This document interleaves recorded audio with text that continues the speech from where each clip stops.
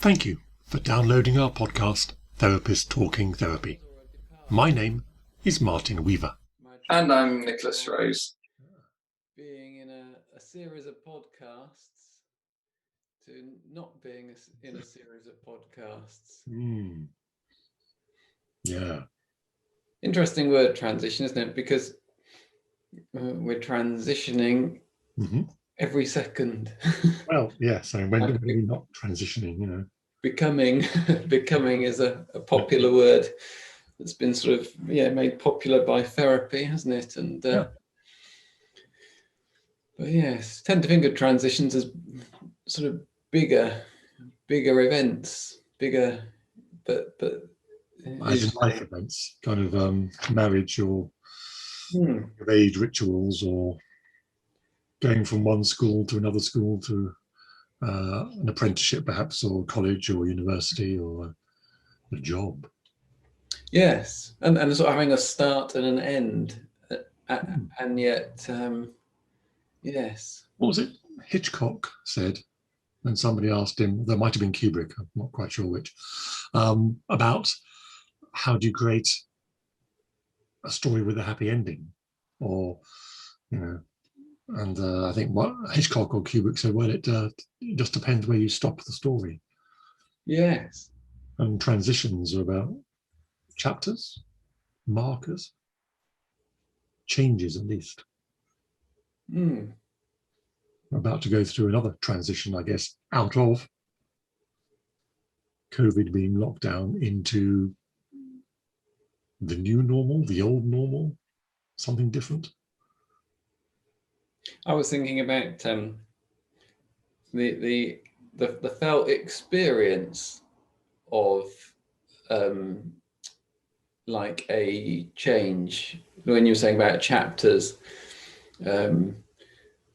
or like endings. I was thinking about the feeling that comes, or the experience that comes, for example, when you're finishing a holiday. So, right, I've done that now. Well, you get your exam results. There's a kind of a pathway, a sort of an experience of, and then you think about something in the past, as opposed to it being part of a process necessarily, like, oh, my holiday last year, as a sort of separate thing. So we talk about things as though they're sort of separate, and yet, of course, we live in a process. It's in some senses how we chop up the world. And people talk about maths. I say, well, maths, like music and art and poetry, is just one way to chop up the world into manageable pieces, so we can understand it and be less overwhelmed by it. And transitions are a way to move from between cultures, between ages. As coming out as a gay man, there was definitely a number of transitions there. The first one was, I'm going to acknowledge this. I'm going to accept this. I'm going to be proud of this. And then there's the transition from the personal, I guess, to the family. And they have a transition, and then culturally. And the first time one tells, I told my friends or I told other people that I was gay, came with a physicality of crossing that threshold.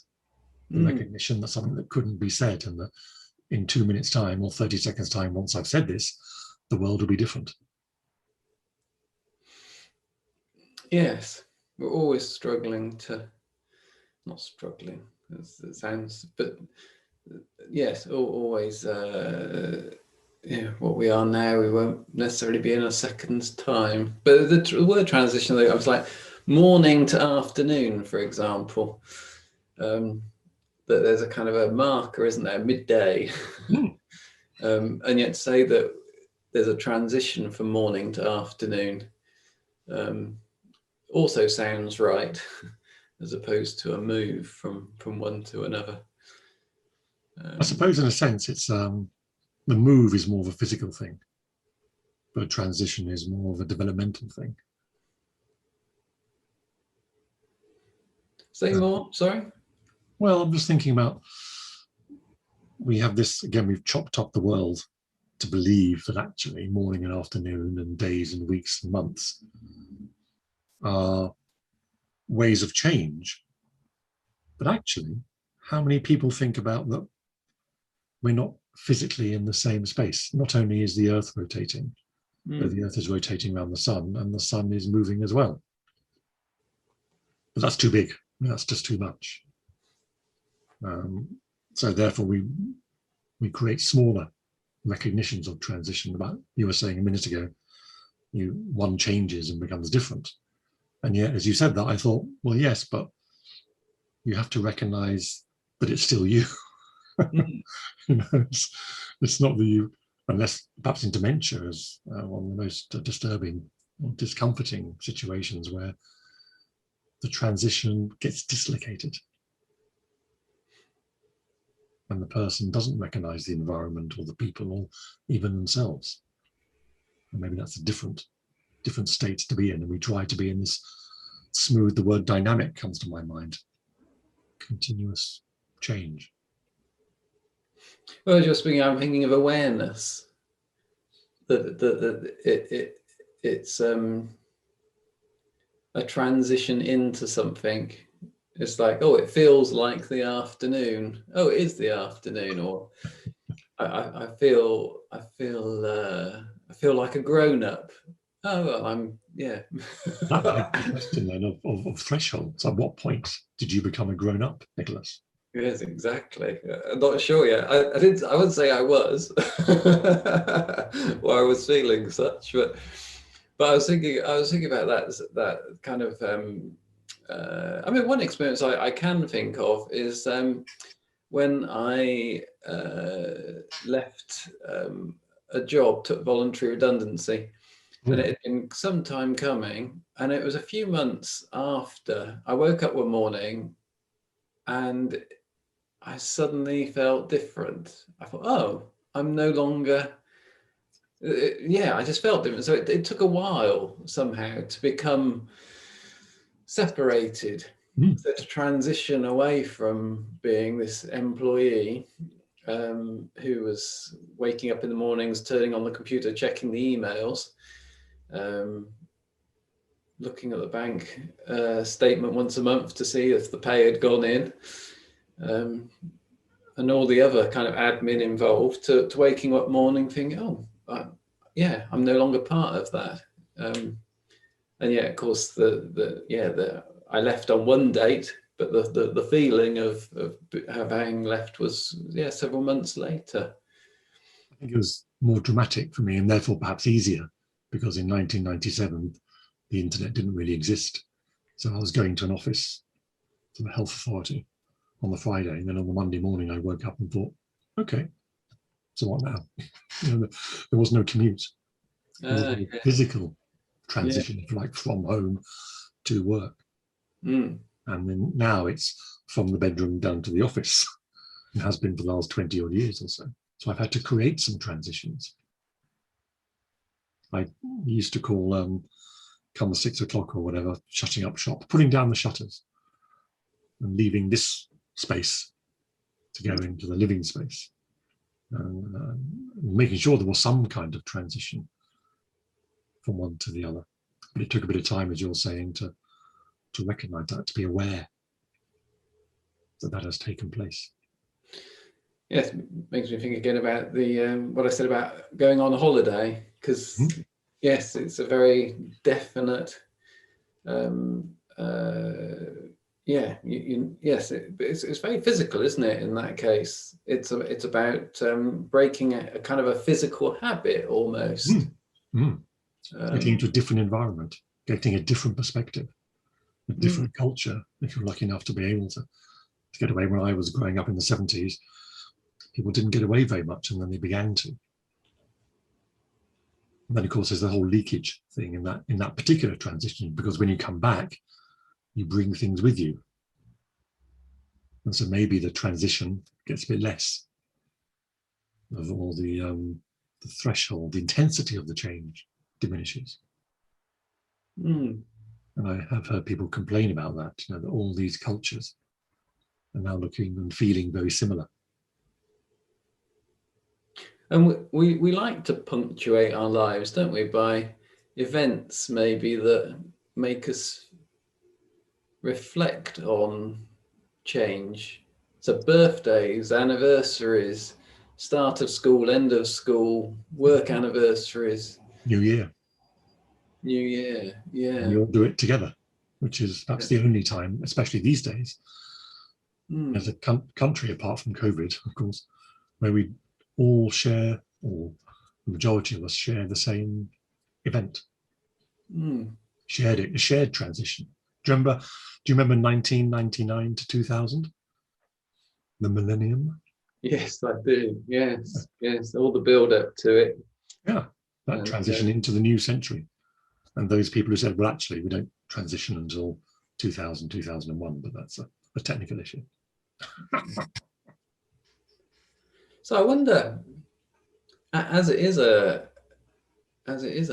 man-made construction, why do we do it to ourselves in that case? Oh, well, do we want to go back? Either do we want to go back through the Industrial Revolution? Do we want to go back to the development of the churches, back to agriculture, back to nomad life? And how far back do you want to go? If you were a nomadic tribe, we would still be punctuated by the seasons and moving our cattle to different places at different times, because the feed, or the things they eat, would grow at different places at different times. So we would be tied into the seasons. And then, of course, there would be births. That would be a transition, and deaths. That's another transition. Are things any different now? More complex, possibly. But we have so many, don't we? Now it's every day is a day of something. Yes. Every week is something week, or something month. Something awareness day. Yes. Yes, we've got so many now. But you asked the question, why do we do it? Which I didn't really answer, other than the sense of back then we were part of the system and we didn't question it. Yes. And now we've built a world where we can question it. And yet we keep putting more systems in place. So is it really a choice? Or... Well, then look at the system as you just described a few minutes ago. When a transition occurs from a very structured existence, going to work, checking the bank for the salary, to a lifelong existence, where you have to create that structure. And we know that when people retire, when they used to retire, they could quite easily fall into a depression. The purposelessness of life. And maybe the answer to your question, why do we do this? It makes life bearable, makes life worthwhile. Otherwise, what is life for?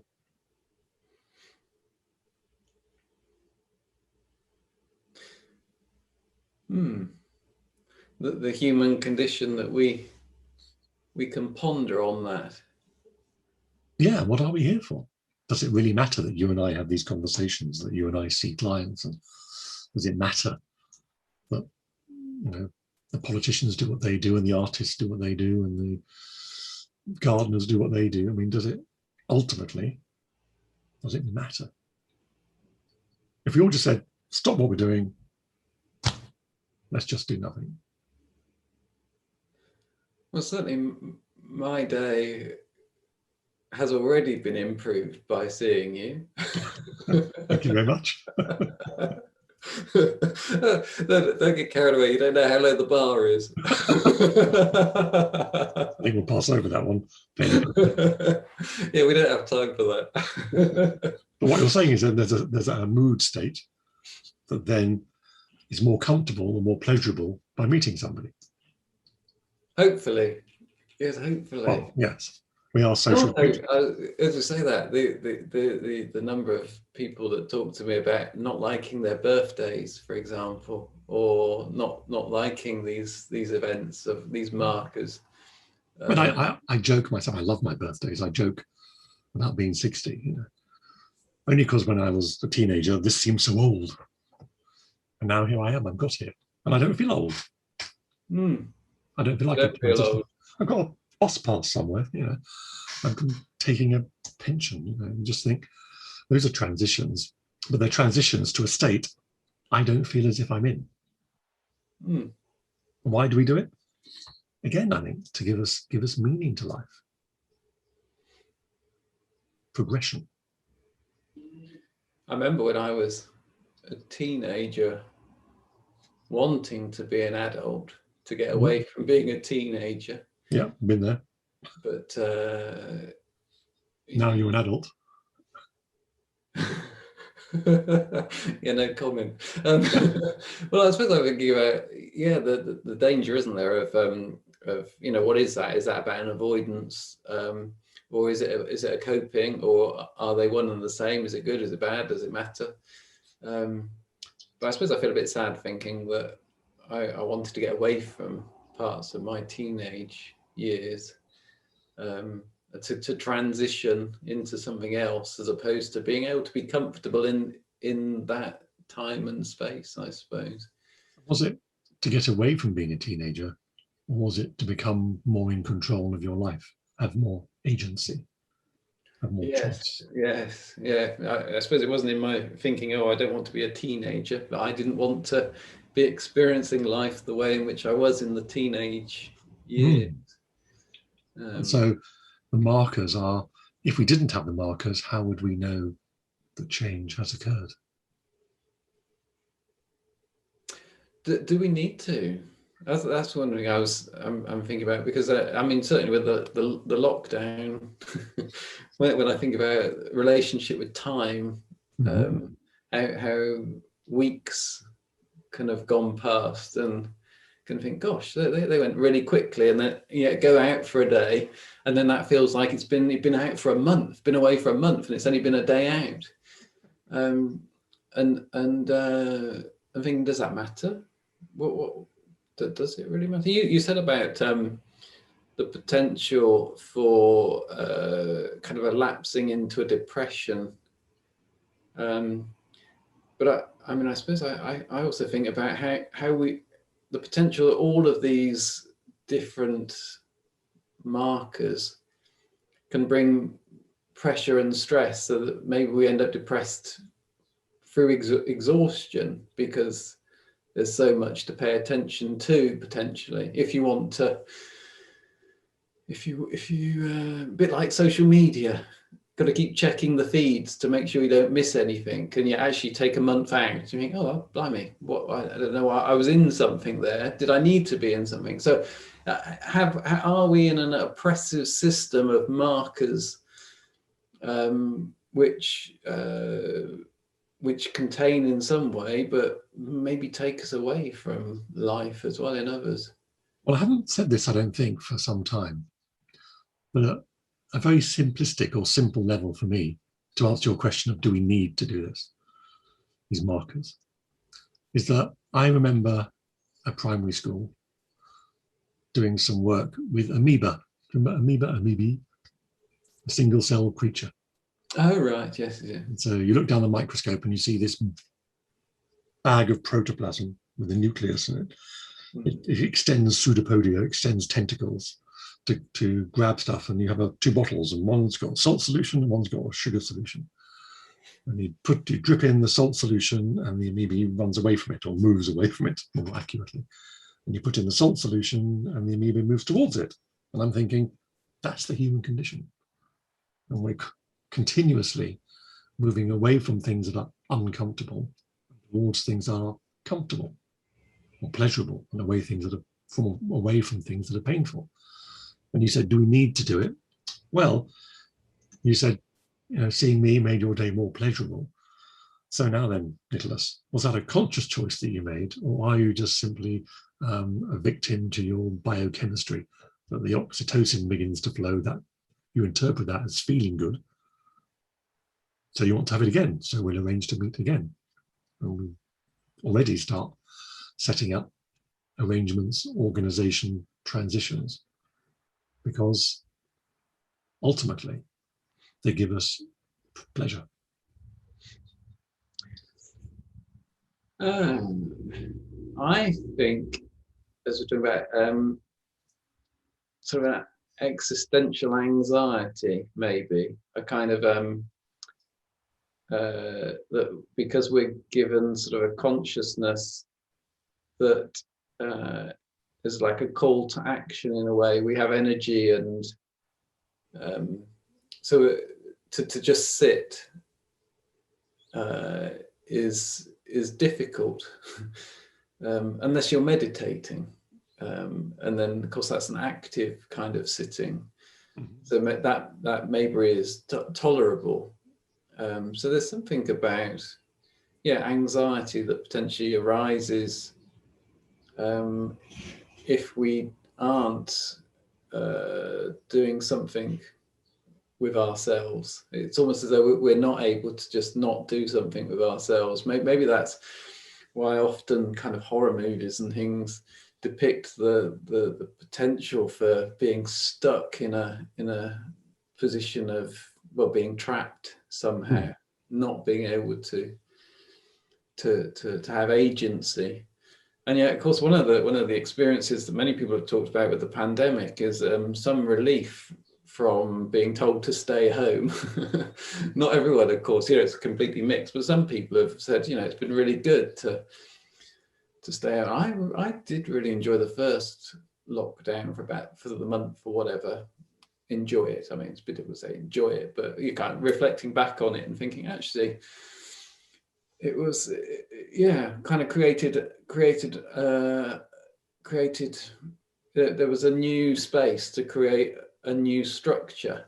So breakfast time, going for exercise, work, relaxation. So created my own transitions, but given a different frame, I suppose. But is the question what motivates you to do it? Because I'm wondering if there's a thing called existential pleasure.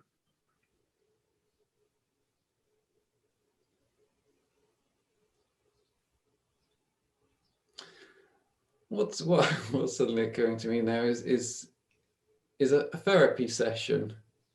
Mm-hmm. Kind of there's the arrival and the settling, and then the shift of mood or attention into kind of the purpose of being there, and then the awareness of the end of the session and what that brings up, and then the ending, and then the after, and then the kind of transition afterwards as well. Some people do, some people don't, in terms of kind of think about or reflect on or have feelings left over from session.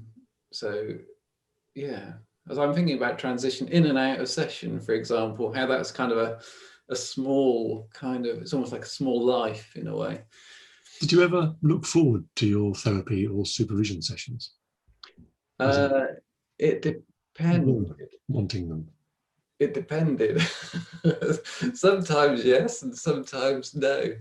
Because my question about existential pleasure is always, from the way you talk, it seems as if there's a movement away from something that's not wanted or uncomfortable.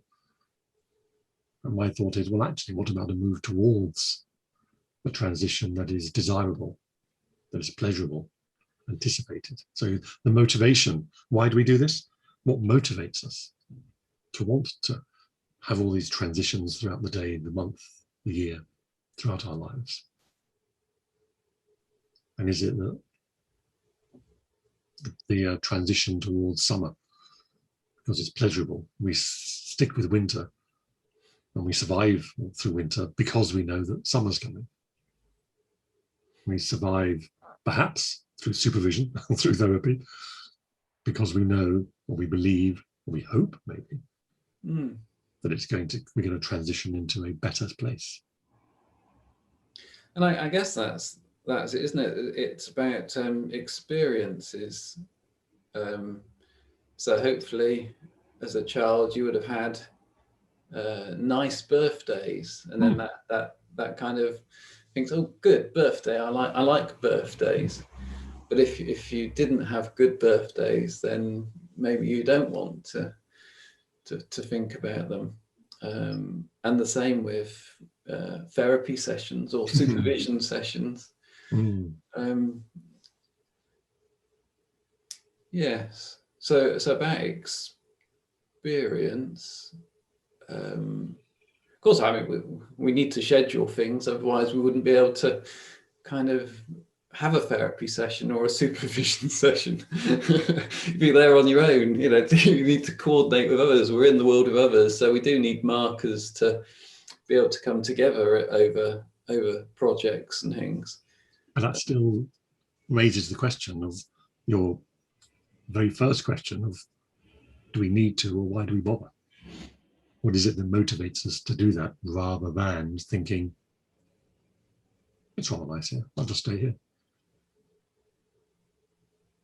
And maybe that's a hardwired thing, to learn language, to communicate. It gives us pleasure, that oxytocin that flows through us, those hormones and chemicals that we are programmed, evolved, built, designed, say it quietly, to feel, generally to feel good about. And there are some people, obviously, whose genetics are slightly misaligned or differently aligned, where these sensations are not interpreted as pleasurable, but by and large, they are. And that then motivates us. I enjoyed that, I want to enjoy it again.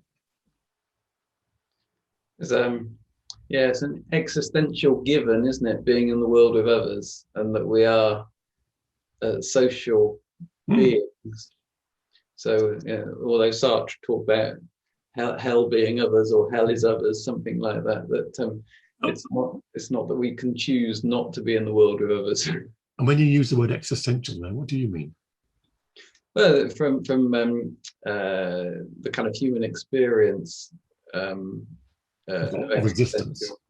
Yes, existence. But from a human point of view, so that we arrive, we're born, we have a body and our senses. We're in the world with others. We will die. Well, you say hell is other people, and I can think of many times.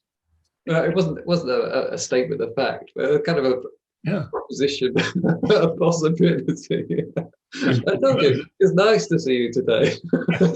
It's like therapy. It's not that I want to go or be in hell. And I guess our two different perspectives, maybe. I would look at the pleasurable aspects of being with people as a motivational force, and the wanting and the desire to move on. Hence, my therapy is about, what do you want to do? What do you want?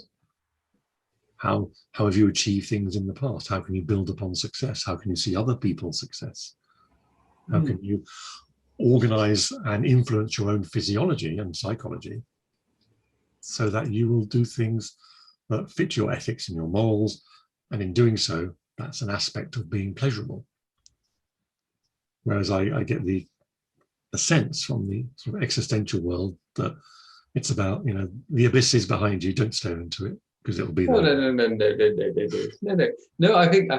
Well, yes, there is the abyss, but then there's also there's the opposite as well. I think that's the existential position, that there's sort of just polarities and paradox. So where's the colour in the polarity? Well, that most of the time, life is lived somewhere in the middle of things. If you look at continuums, so that constant tension that exists around how much time you spend with others, because it can be good to be in relationships, but then of course there are relationships which are best avoided, abusive relationships. And then, we need to look after ourselves, but then you can exercise too much. For example, is about exercise. We need to earn money, but you can earn too much or not enough. So it's always about kind of tensions around everything in life, I suppose. Kind of, is it too much? Is it too little? Should it be more of this? And what about for you? As an individual, are you someone that do you want to spend more time with others or less time with others? Does it matter are you trying to spend 7.5 hours a week with people because that's the average? What is the average? What's normal? So you don't think you might be overthinking some of this? Well, certainly, the existential with the philosophical kind of part. It comes from the kind of intellectual side, doesn't it? But it's very much about felt experience, isn't it? Because you can't say, well, I'm going to spend 7 hours. You can say, well, maybe it'll be 7 hours, but 6 hours, well, I feel like I've had enough. So it's bringing into line. If I want a great time, I can spend 90 minutes or so and listen to Beethoven's Ninth, or watch 2001, or I can read a book, and I can be very definite about the boundaries and the transition from, I've got just enough time to enjoy that and then go on to the next thing. So I manage those transitions. They don't just happen to me. I choose what they are. I choose to go out drinking with my friends, or I choose to make love, or I choose to read a book. And so there's these old questions about, is it enough? Is it too much? Part of me says, do it anyway. Well, hopefully, if you've identified that there's an unhelpful pattern in there, and that the doing it anyway is part of an unhelpful pattern, that might change. But I suppose what I'm thinking is the tension. Again, back to the tensions that we've got. We've got what we feel in our body, and then the feelings that we would kind of put into words, and then we've got the thoughts as well. And so, what is it that we're paying attention to, and how do we balance that? Are you more cognitive than emotive, and does that matter? Or are you very in your body, or not? Does it matter? So that whole, again, back to tensions, really. I know it sounds but it's because we're talking, you see. So because we're talking, I have to use the cognitive. I can sit and just feel, if you like, for the next 10 minutes, but... Oh, on the video here, we can get a lot of communication from that. Just what happens then when you're feeling, when you're experiencing, when you're sensing, I would call it, and there aren't words for it, or there aren't words that are enough. How do we describe our experiences when the words haven't been created yet? Maybe that's what poetry and art is all about. And of course the struggle that that probably as soon as you're able to put a word onto a feeling, that feeling has gone anyway, because there's a delay from the amygdala to the front part of the brain that kind of then rationalizes or brings into sort of the cognitive. Just how hard it is to capture things, I think. The two can't run in parallel? Well, the science suggests otherwise. About the experience. About the experience. I'm loving the taste of this cake or this drink, or I'm loving the smell of you, if I could smell you. I'm loving this as it's happening, and I'm talking about it as I'm experiencing it. There are people who, when I suggest to them, I ask my clients, so when you tell your partner when you're making love or having sex that you like to do this or that, you go, oh, no, we don't talk. Oh, okay, so what would happen if you did talk? I don't know if that's an extreme example of what you're suggesting. What am I suggesting? That when you talk about something, you can't sense it. You do one thing or the other. But you said once you label it, once you name it, then it's gone. And I'm challenging that and saying, actually, I'm curious because I can have sensations and talk about them at the same time. Well, the parallel processes, but what I'm thinking is that if you jab me with a pin, there'll be the jab of the pin, and the feeling, and then the word will come. So, oh yes, we sense first. The meaning making that yes. I can say, ouch. Why did you do that? I've said ouch, then that pain has gone. In effect, it's that initial pain. It's like, oh, it's gone now. Ouch. Oh, okay. Where's that pain gone then? Well, I suspect that for a lot of people, the pain is remembered and therefore continues. Well, yes, yeah. The neuroscience is kind of incredible around how we we experience pain, and how it's basically it's a construction, isn't it, from our mental processes, from our head, and something that is painful to one person isn't painful for another person, because it's something about a process of making meaning, isn't it? Pain. Yeah, all these sensations are making meaning out of them. And it's about, are we making meaning of what's happening in the now? Maybe this is what you mean. Are we thinking about, or are we talking about what's happening in the moment? Or is it a memory or an expectation? I often say that bullying continues long after the bullying stops, because the person can stop the physical or the emotional or the words, but the person being bullied can recreate them and maintain that relationship years, decades into the future. Yes, that experience of being back in a place where maybe something unpleasant happened, and that whole recall coming back, it can be even the smells and the trauma, feelings and the feel, physical. In trauma, we never get out of it. And in fact, Freud talked about the whole idea of memories being recategorized.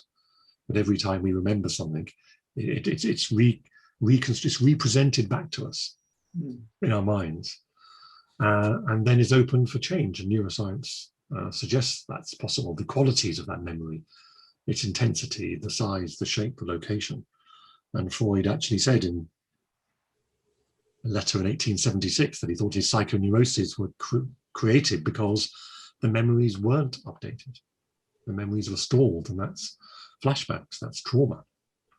The dynamism, the dynamic nature of life, in this instance of that event, comes to a halt.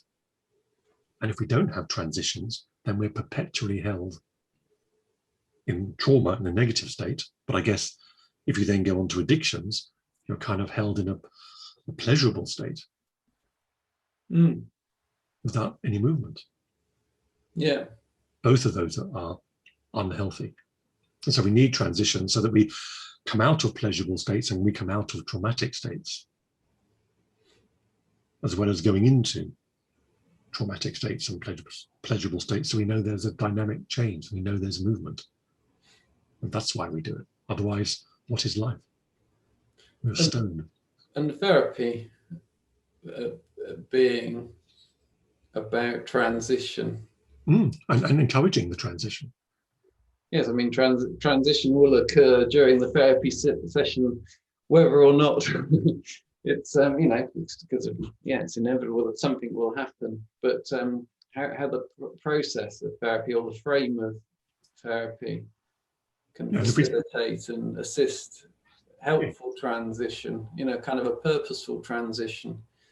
And if you go from psychoanalysis, which says traditionally, if we stereotype for a bit, generalize, I'm going to sit here, you're going to lay on a couch and just talk, whatever, that stream of consciousness, whatever comes into your mind, as a way of verbalizing your experience to transitioning it, all the way down maybe to classic CBT that has questionnaires and forms to fill in and directs your thinking into a different way, from transitions in that fashion, and everything in between. And it's a personal, I guess, ethical choice of what kind of mix you use. I suppose I always think about for everybody has different ways of transitioning. Some people are more cognitive, some are more analytical, some are more relational. Yeah. And what is it that helps facilitate a transition? Is it a kind word from someone else? Is it a thought? Is it an actual kind of exercise? What is it that? I suppose, in a sense, the general word to cover what you've just described would be experience. An engagement, a change, a connection with the world in this moment, which is different from the previous one. And that will either facilitate or not the transition. I'm thinking also about pressure, kind of optimal pressure. like with anything that you want to do,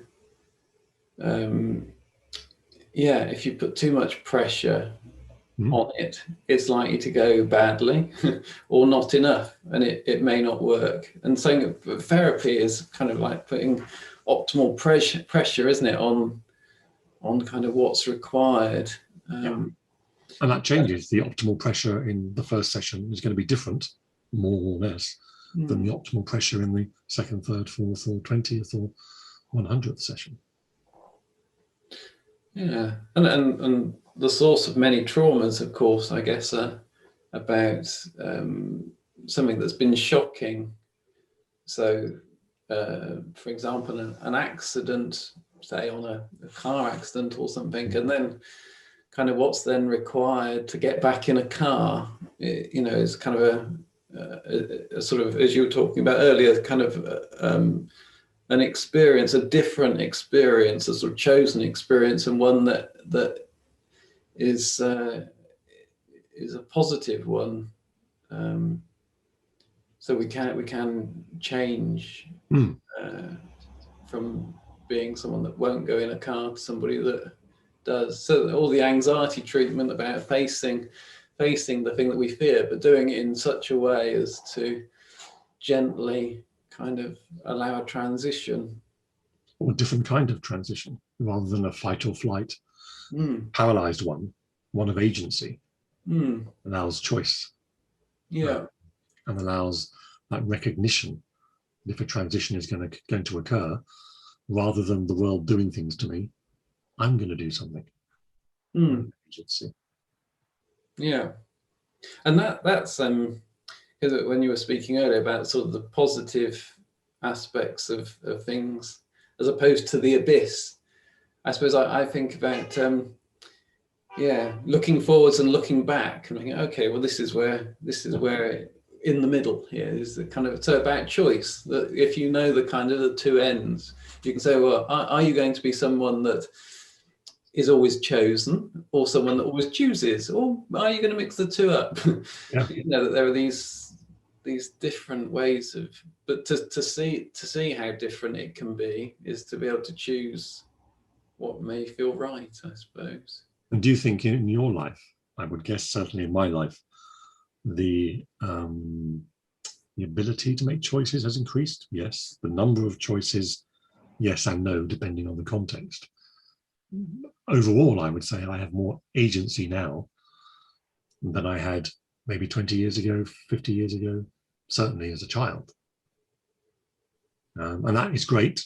And it also brings some tension, some anxiety, some desire to make the right choice, either for me or because that's what the culture says it should be.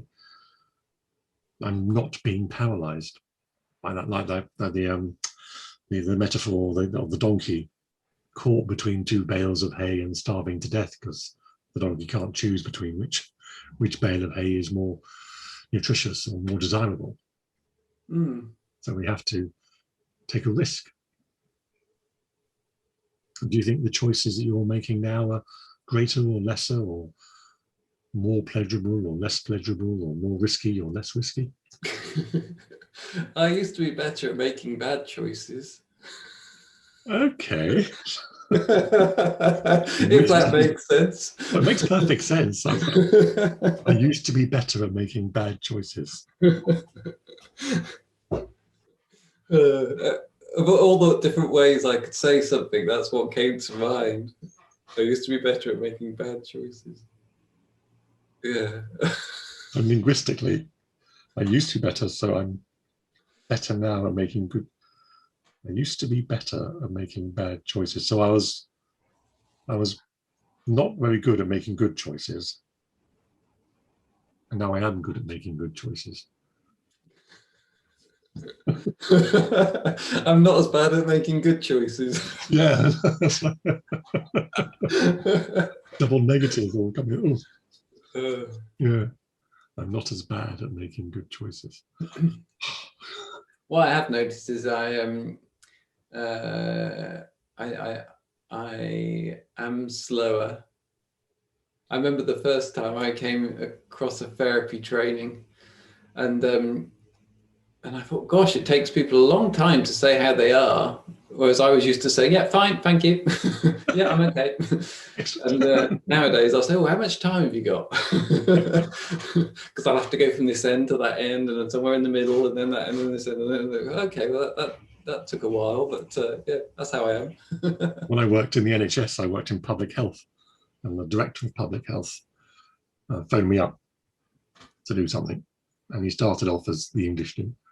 How are you today? I said, well, I got a bit of a cold and flu and a bit of this, bit of that. He said, oh God, he said, you're not one of those dreadful people that when somebody asks you how you are, you actually tell them, are you? Well, I said, yes, if you don't want to know, don't ask. Yes. So yeah, cultural norms or expectations. Mm. Transitioning them. And being in relation to others, of course, sometimes it's a situation when that is a good outcome. Mm-hmm. You can have a conversation which results in forming a new connection, or but then if it is someone that's just asking you how you are because they want to get into the agenda, social grief, you'll get crossed off of their list for working with, maybe. So it's this expectation that you're supposed to have this kind of, and it'd be happening in therapy sessions, the first couple of minutes of that kind of settling into each other and taking an interest, or appearing to take an interest, before we get down to business. And in some cultures, of course, that appearing to take an interest can take hours. Well, I think that straight talking, as it were, is not necessarily a common kind of way of approaching things. You know, what is said is rarely what is meant. Often people, yes, yeah. So often there's kind of an interpretation, and you know, people speak kind of in a straightforward way to varying degrees. And so system, isn't it? System depends upon the family, depends upon the society, the culture. Yeah. As to how things are talked about, when they're talked about, and in what way they're talked about and not talked about. So I'm curious about transitions, Nicholas. Uh-huh. What over the glasses, what does that mean? What was that transition to over the glasses? And your choice of topic for today? Oh, okay. Going back to transitions.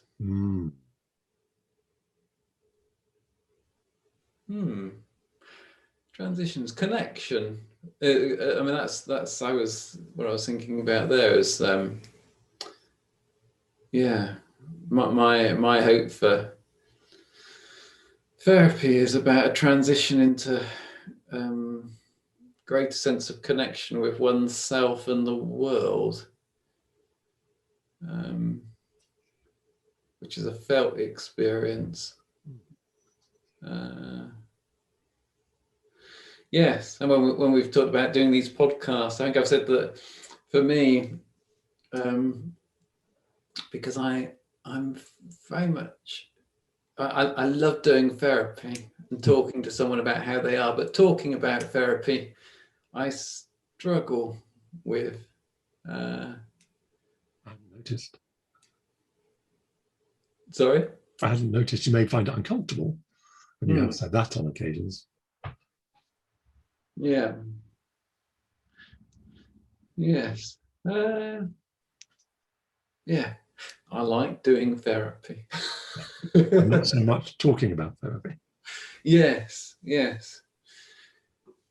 And maybe in 10 years' time, I'll be saying, well, nowadays I'm not so bad at talking about therapy.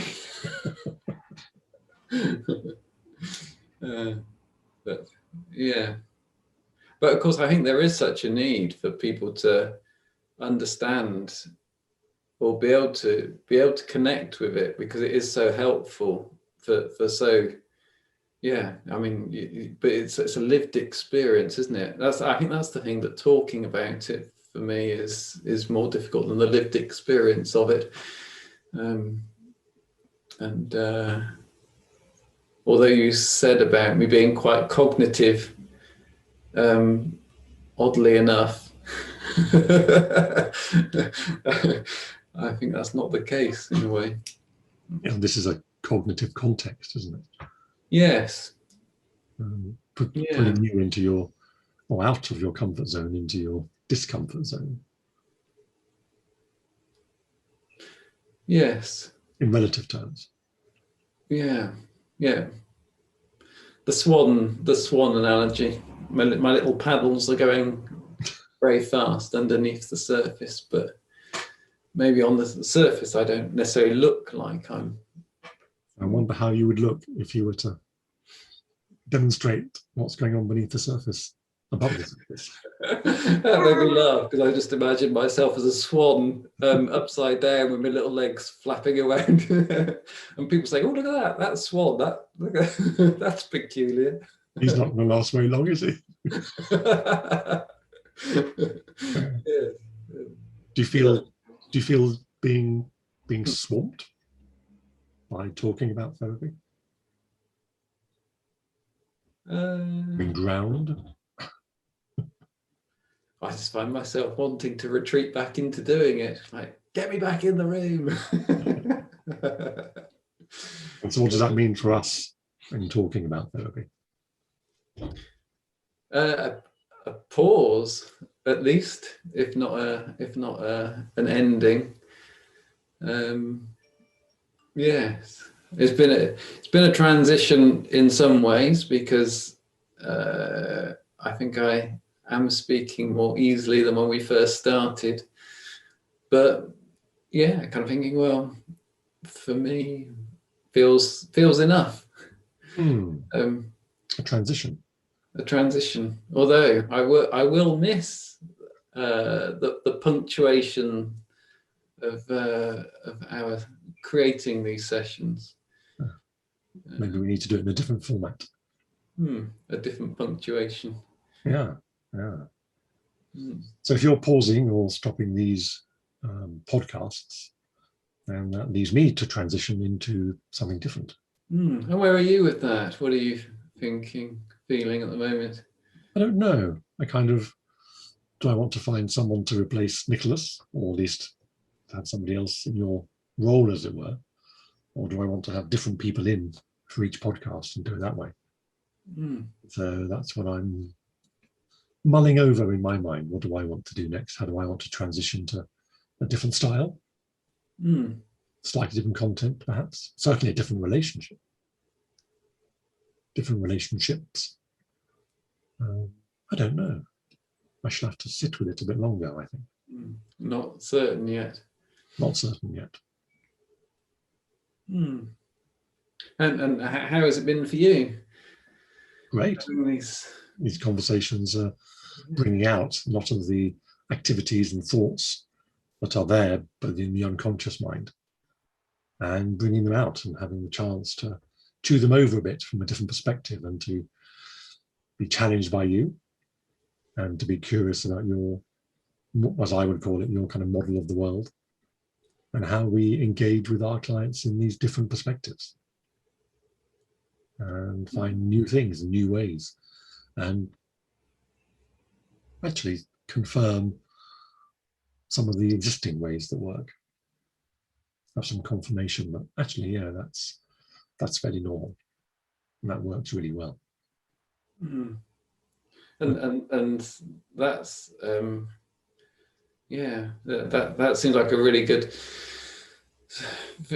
ending for me, in as much as that's what this is all about, isn't it, for us, is what works for people, because yeah, I think we share a passion for the well-being of others. We want others to be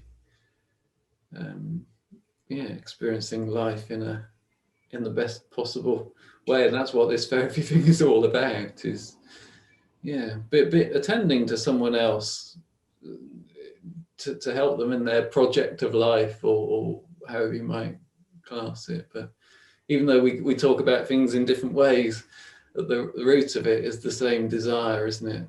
I think so, yeah. Well, I have enjoyed these sessions, so thank you very much indeed for sharing your time and been willing to be vulnerable, I guess, in being public about it, exposing, if that's the right word, laying before our audience some of our understanding about our own process. Thank you.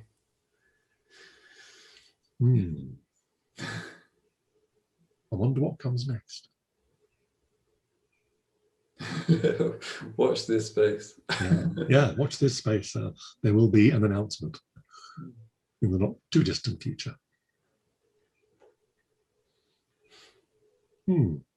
Feels right, doesn't it? Yes, yeah. Good. There's no reason why we can't keep meeting afterwards. Yes, no, good. Yeah, that would be good. Yeah, definitely. It'd be nice to. Yes, I've looked forward to the punctuation of our. And because also we haven't been able to meet in person. Of course, for some time. So Zoom is a bit.